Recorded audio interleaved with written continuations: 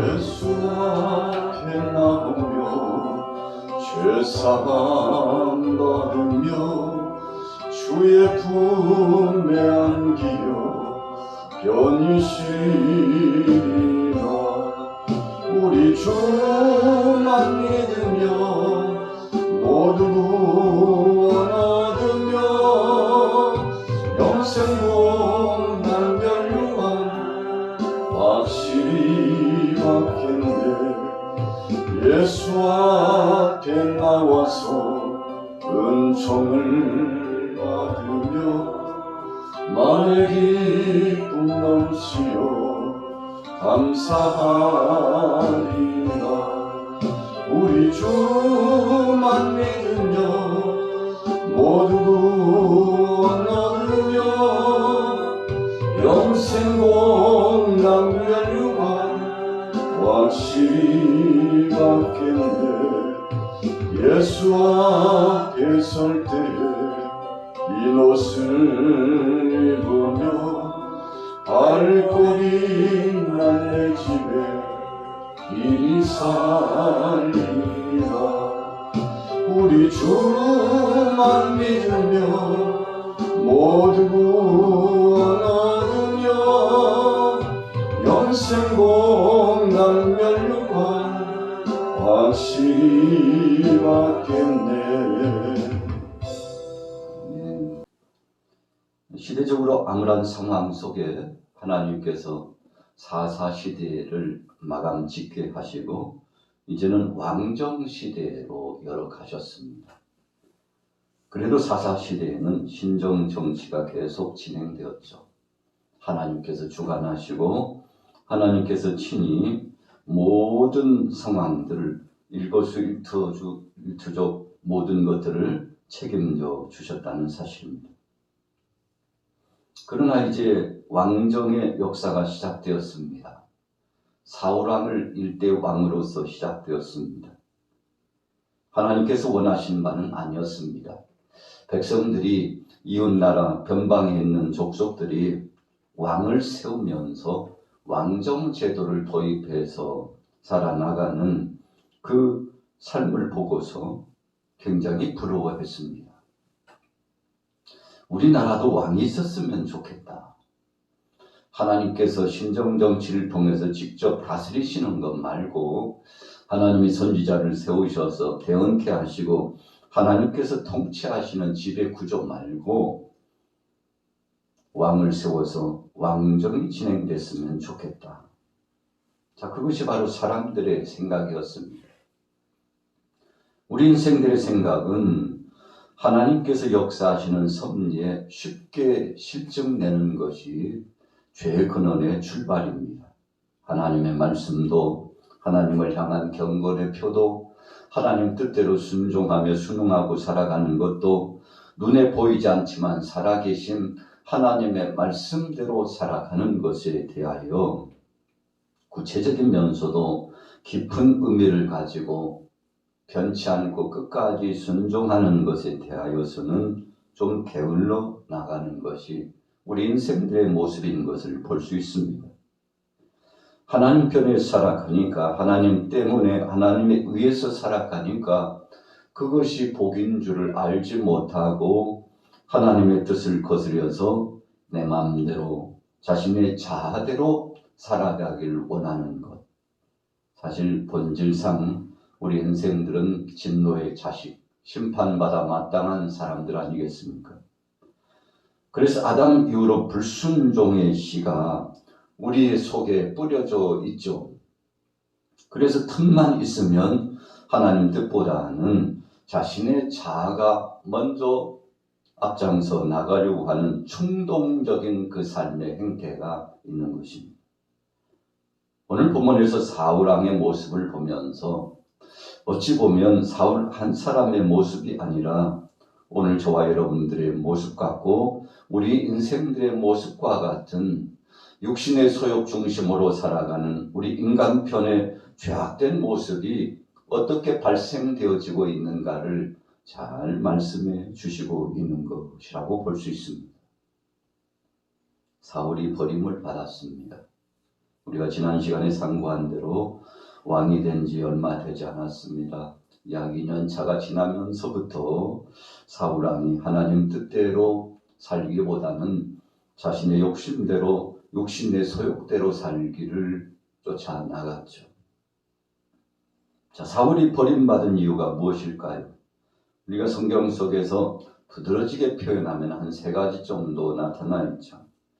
오늘 본문에 나타나는 말씀 가운데서 보면 사울이 자기를 위하여서 기념비를 세우게 됩니다. 자, 12절에 보세요. 사울이 범한 죄 가운데 하나를 들으려면 바로 12절입니다. 사무엘이 사울을 만나려고 아침 일찍이 일어났더니 어떤 사람이 사무엘에게 말하여 이르되 사울이 갈멜에 이르러 자기를 위하여 기념비를 세우고 발길을 돌려 길갈로 내려갔다 하는지라. 여러분, 자기 자신을 드러내기 위한 기념비. 우리가 요단강을 건너고 하나님의 백성들이 약속의 땅에 진입했을 때 여호수아를 중심으로 해서 기념비를 세우도록 했죠. 12돌을 택해가지고 비를 세우도록 했습니다. 이것은 여호수아를 위한 것도 아니었습니다. 또 어떤 족장을 위한 것도 아니었고 하나님의 말씀을 중심으로 역사적인 사건의 의미를 새겨놓았습니다. 무슨 의미였습니까? 요단강을 건너서 여기까지 오게 하신 분은 하나님이시다. 여호와께서 행하신 것으로 만천하의 후세대들에게 알리기 위해서 기념비를 세웠죠. 하나님의 영광스러운 사역을 기념하는 것입니다. 감사하는 것입니다. 우리가 하나님의 영광을 기억하고 추억하며 그분의 뜻을 이루기 위해서 세워나가는 것은 얼마든지 하나님께서 명시하시기도 하셨고 또 복받을 일이죠. 그러나 오늘 사울은 어땠습니까? 자기를 위하여 기념비를 세우고, 공과가 바로 나 때문에 비롯되었다는 것, 자기 중심을 돌출시켰습니다. 나 아니면 누가 했겠어? 이 전장에서 승리의 역사도 지금까지 모든 공과 성과도 내가 중심이지. 그래서 오늘 사울은 자기를 위한 기념비를 세웠죠. 또 그가 범죄했던 것이 무엇입니까? 사무엘상 13장 9절에 보면 사무엘이 제 시간에 오지 않았어요. 하나님 앞에 예배를 진행해야 되는데 제 시간에 도착하지 못했습니다. 한 주 후에 오겠습니다 했던 사무엘이 도착하지 않습니다. 사울왕이 보니까 백성들이 흩어져요. 적들은 이제 포진해 오고 점점 포위망이 좁혀옵니다. 너무 다급해요. 큰일 났다. 하나님 앞에 아뢰고 예배를 중심으로 헌신하며 하나님 앞에 부르짖어 기도하고 가야 되는데 예배를 집례해야 될 사무엘 선지자가 도착하지 않고 있으니 큰일 났다. 그래서 일단 기한이 넘었잖아요. 온다고 했던 일주일이 지났어요. 너무나 다급한 상황입니다. 백성들이 흩어지기 시작합니다. 이러다가는 예배도 진행하지 못하고 전장터에 나가야 되겠구나 생각하고 급한 마음에 사울이 예배를 집례를 진행합니다. 제사장이 해야 될 일을 자신이 월권하게 된 것이죠. 하나님의 말씀에 명시하지 않은 것을 자신이 임의대로 하기를 원했던 것입니다. 여러분, 번제를 진행하고 나니까 그때 사무엘이 왔어요.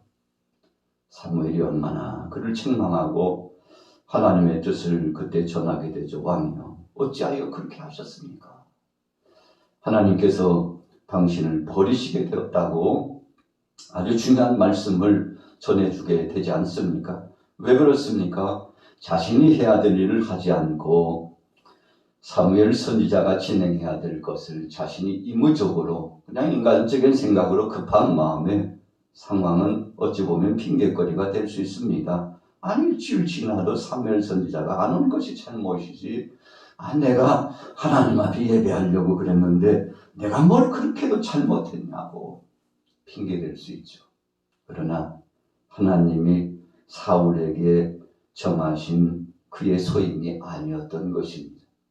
자신의 소임이 아님에도 불구하고 자신의 일인 것처럼 월권함으로 말미암아서 하나님의 뜻을 거스리게 되었던 거죠. 자, 이것이 바로 두 번째 사울이 버림받게 된 이유입니다. 세 번째 이유가 있다면 오늘 15장 18절 이후에 나타난 말씀입니다. 자, 18절에 보세요. 또 여호와께서 왕을 길러 보내시며 이르시기를 가서 죄인 아말렉 사람을 진멸하되 다 없어지기까지 치라 하셨거늘. 자, 바로 이 본문의 말씀입니다. 아말렉 족속들을 치라고 하나님께서 그에게 힘도 주시고 지혜도 주시고 또 군사도 함께 동역자가 되게 해주시고 이 모양 저 모양 그에게 능력과 권세도 하나님이 주셨습니다. 그런데 아말렉 족속들을 다 치지 않았어요. 일부만 쳤습니다. 그리고는 무엇 했나요?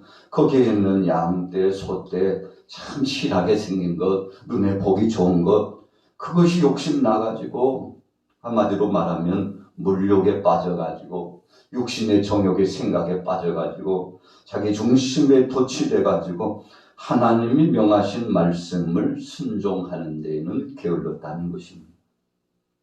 자, 19절에 보세요. 어찌하여 왕이 여호와의 목소리를 청종하지 아니하고 탈취하기에만 급하여 여호와께서 악하게 여기시는 일을 행하였나이까. 사실 아말렉 족속들에게 속하는 것은 사람이든지 짐승이든지 완전히 진멸하는 것입니다. 어찌 보면은요, 이야, 참 하나님 잔인하신 분이네. 어떻게 이렇게 명령하실 수 있을까? 큰일이 여기실 만도 한데 왜 이렇게 완전한 진멸을 하나님이 말씀하셨을까? 여러분 이미 성경 속에 보면 아말렉 족속들에 대한 것은 하나님께서 그 징치하시는 심판의 수위가 높았습니다. 얼마나 하나님의 백성들을 미혹하고 죄를 범하게 하고 그리고는 하나님의 뜻을 거스렸는지 몰라요. 다른 말로 표현하면 하나님께서는 이미 아말렉 족속들에게도 또 가나안의 7 족속들에게도 회개할 기회를 무수히 주었다는 것입니다. 우리가 성경에 보면 택한 백성들에게 말씀하시기를 너희도 저 잡속족들처럼 7 족속들처럼 우상숭배에 빠지지 말라. 영적 간음죄에 빠지지 말라. 나 말고 우상에 빠지면 내가 저 족속들을 쫓아낸 바와 같이 너희도 쫓김을 받게 될 것이고 그 땅에서 복을 누리며 살지 못하게 될 것이니 반드시 명심하라. 우상숭배에 빠져서는 안 된다. 여러분 그러니까 이스라엘 백성들을 위해서 7 족속을 쫓아내 주신 것이 아니라는 것입니다. 그들의 죄 때문에 쫓김을 받았다는 것입니다. 하나님께서는 이 모양 저 모양 사랑하는 택한 백성들에게 복을 주시고 좋은 것을 주실 수 있는 분이었습니다. 그러니까 가나안 7 족속들이 쫓김을 당한 것은 저들의 죄 때문에 쫓김을 받았음을 상기시켜 주시면서 너희도 그 땅에 들어가서 살 때 결단코 우상 숭배하지 말고 내 말에 순종하고 살라. 심지어는요 이방 족속들과 더불어서 결혼도 하지 말고 그들과 언약도 하지 말고 그들을 상종하지 말라고 했는데 참 하나님께서는 인간관계도 원하지 않는 참 잔인한 분인가 봐. 그렇게 생각할 수 있죠. 여러분 그런 뜻이 아닙니다. 우상숭배를 쫓아나가고 하나님을 거역하며 회개치 않는 멸망받을 수밖에 없는 이 족속들과 함께하면 우상숭배를 답습하고 또 하나님의 뜻을 거스리는 것에 가담하게 되고 마침내 저주와 심판을 면할 수 없는 자로 한 무리가 될 수 있는 가능성이 있기 때문에 저들을 멀리하고 끝내는 완전한 단절, 진멸의 역사뿐만 아니라 함께 상종하지 말 것도 하나님께서 명시해 주었던 것입니다. 그래서 오늘 본문에 사울에게 하나님이 명하시는 것은 그에게 능력을 주시고 권능을 주시고 지혜를 주시고 참 출중한 인물이잖아요. 얼굴이 얼마나 미남인지 키도 건장하고 준수한 사람이라고 했습니다. 거기서 한 가지 더 겸손하기까지 했던 바로 사울이었습니다. 그래서 오늘 사무엘이요 17절에 한 대목 칭찬하는 대목도 있었지 않습니까? 사무엘이 이르되 왕이 스스로 작게 여길 그때 이스라엘 지파의 머리가 되지 아니하셨나이까. 자, 이게 무슨 말씀입니까? 하나님 마음에 합한 자가 돼가지고 하나님을 감동시키면서 겸손히 나갔을 때 이 모든 것이 하나님께로부터 왔고 하나님이 복을 주셔서 내 일생 일대 일거수일투족이 하나님의 은혜로다 생각했을 때에는 하나님께서 왕을 쓰시되 참능한 자로 쓰시고 왕을 세우셨는데 왕이 어쩌다가 이렇게 되었습니까? 모든 것을 하나님이 해주셨다는 그 공적과 은혜를 알지 못하고 어찌하여 왕께서 친히 월권하여 집례를 진행하더니 이제는 자기 비를 세우고 그것도 모자라서 이제는 하나님의 말씀에 불순종해서 아말렉 족속들과 짐승들을 다 진멸하지 않는 이유가 무엇입니까? 이제는 습관처럼 죄를 범하는 당신의 모든 것들이 이제 내려지게 된다는 사실을 알지 못하십니까? 자, 이게 무슨 말씀입니까? 사무엘 선지자가 어찌 보면은요, 사울 왕을 향하여서 마지막 선포하는 간절한 권면입니다. 왕이요, 정신 차리세요. 모든 것 하나님이 보고 계시다는 사실을 알지 못합니까? 일거수일투족 왕이 행하는 모든 것을 하나님이 다 감찰해 보고 계심을 알지 못합니까? 하나님을 속일 수는 없습니다. 하나님이 모든 것을 보시고 심판하신다는 사실을 잊지 말기 바랍니다. 여러분, 그래서 사울을 향하여서 회개를 촉구하는 거죠. 왕이여, 지금이라도 늦지 않았습니다. 어쩌면 왕에게 있어서 마지막 기회가 될지도 모르는데 하나님 앞에 나가서 회개하여 이제는 하나님 뜻대로 돌이키길 원합니다. 여러분, 사무엘 선지자가 참 통곡하면서 눈물을 흘리며 하나님 앞에 부르짖어 기도하게 되지 않습니까? 왜 그렇습니까? 이 모든 정황을 보니까 참 참담한 거예요. 하나님께서 보시기에 아름답지 못한 행보를 하고 나아가기 때문입니다. 자, 22절로 넘어가 봅니다. 사무엘이 이르되 여호와께서 번제와 다른 제사를 그의 목소리를 청종하는 것을 좋아하심과 같이 좋아하시겠나이까? 순종이 제사보다 낫고 듣는 것이 순양의 기름보다 나으니 이는 거역하는 것은 점치는 죄와 같고 완고한 것은 사신 우상에게 절하는 죄와 같음이라. 왕이 여호와의 말씀을 버렸으므로 여호와께서도 왕을 버려 왕이 되지 못하게 하셨나이다. 여러분, 참 중대한 말씀을 주었죠. 사실 사울이 진실하지 못하게 하나님 앞에 예배하려고 내가 양과 소를 왜 남겨두었겠습니까? 그것도 모르세요. 하나님 앞에 좋은 것 가지고 예배하려고 그랬는데 하나님도 다 아시겠죠. 사실은 그게 진심이 아니었죠. 그것이 탐이 나서 그런 거 아닙니까? 그것이 욕심이 나서 그런 거 아닙니까? 사무엘 선지자가 간절한 중심으로 그를 질책하니까 핑계된 거 아닙니까? 사울은 예배와는 상관없는 사람이었습니다. 여러분, 우리가 인생 여정을 살아가면서 정말 하나님 앞에 예배 중심으로, 하나님 중심으로, 말씀 중심으로, 하나님 뜻 중심으로 나가는 사람은 어떤 상황 속에서든지 변개치 않습니다. 그래서 답답한 마음이에요. 27절로 넘어가 보세요. 사무엘이 가려고 돌아설 때에 사울이 그의 겉옷자락을 붙잡으며 찢어짐지라. 사무엘이 그에게 이르되 여호와께서 오늘 이스라엘 나라를 왕에게서 떼어 왕보다 나은 왕의 이웃에게 주셨나이다.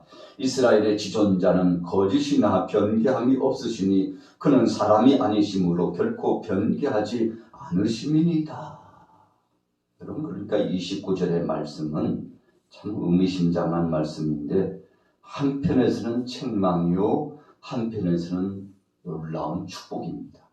한편의 책망이라는 것은 하나님께서는 결단코 변하지 않고 하나님께서 들으신 대로 보신 대로 심판하시는 분이니 왕께서 잘한 것이 있다면 하나님께서 그것에 대해서 상을 주시고 하나님께서 복을 주시겠지만, 그러나 반대로 왕께서 잘못한 것이 있다면 하나님께서 그것에 상응한 분명한 죄를 물으시고 하나님이 심판하실 것이니 하나님이 하실 겁니다. 여러분, 사울이 두려운 마음에 참 회개하면서 자복했다면 얼마나 좋겠습니까? 25절에 보면은요, 지금 내 죄를 사하고, 자기의 죄를 알기는 합니다. 그런데 사해달래요. 여러분, 순서가 바뀐 겁니다. 하나님 앞에 철저히 나가서 회개했어야 합니다. 죄를 지은 것은 알았지만, 그러나 오늘 15장 문맥상에 보면 사울이 하나님 앞에 정말 철저하게 내 죄를 용서해달라고 진심으로 회개한 적이 없었다는 것입니다. 알기는 알지만 지식으로 알고 있었던 거죠. 그래서 우리가 야고보서 말씀해 보니까 귀신들도 안다 그랬어요. 귀신들도 알기는 안다는 것입니다. 그러나 악한 권세들은 하나님 앞에 회개가 없습니다. 하나님을 향해서 순종하고 순복함도 없습니다. 오늘 사울이 그랬다는 것입니다. 그래서 가장 큰 죄가 무슨 죄입니까? 성령 해방죄죠. 그 죄는 용서도 못 받는다고 했습니다. 그게 무슨 죄입니까? 회개 없는 죄는 끝났다는 것입니다. 사울을 향하여서 사무엘 선지자가 여러 차례 하나님의 뜻을 전하면서 기회를 주었죠. 그러나 회개치 않게 되는 사울의 모습을 보면서 참담한 모습으로 그의 삶이 끝나지게 되지 않습니까? 하나님의 뜻을 떠났습니다. 불순종으로 나아갔습니다. 한 번도 진심을 가지고 하나님 앞에 회개하지 않았습니다. 하나님 앞에 중심으로 예배 중심이 아니고 인간적인 조건 중심이었다는 것입니다. 그래서 사울은 버림을 받게 된 것입니다. 하나님을 향한 진솔한 예배 중심이 없었기 때문에 결국은 그가 버림을 받게 된 거 아니겠습니까? 오늘 우리는 하나님 앞에 예배자로 나왔습니다.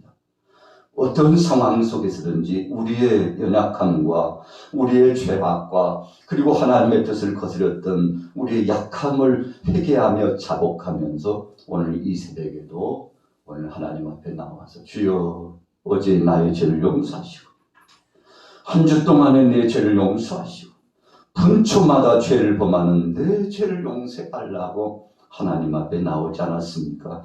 하나님은 이 모든 기도를 기억하실 겁니다. 그리고 하나님께서는 우리 기도를 응답하시며 복을 더하여 주시고 다시 한번 일어날 수 있는 기력과 은혜를 주실 텐데, 그래서 우리는 매일처럼 하나님 앞에 회개하고 나가지 않습니까?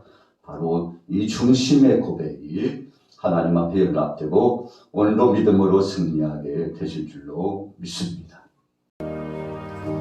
죽이는 사람 일어나 아임을 합하여 이 세상 모든 만인은 맞춰서 놀아세 주 앞에 오는 적군 아사원 이겨라 주 예수 믿는 힘으로 온 세상 이기네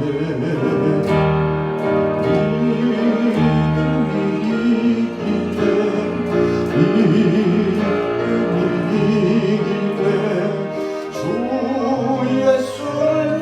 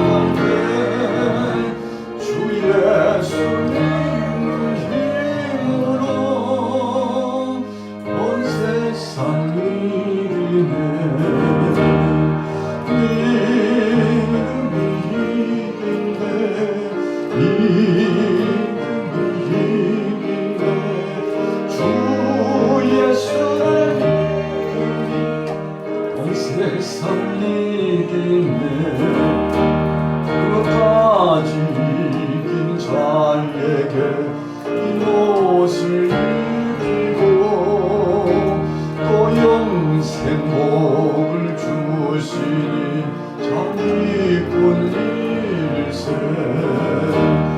어두운 세상 지나서 저 천성 가보러 주 예수님 이름으로 온 세상 이기네.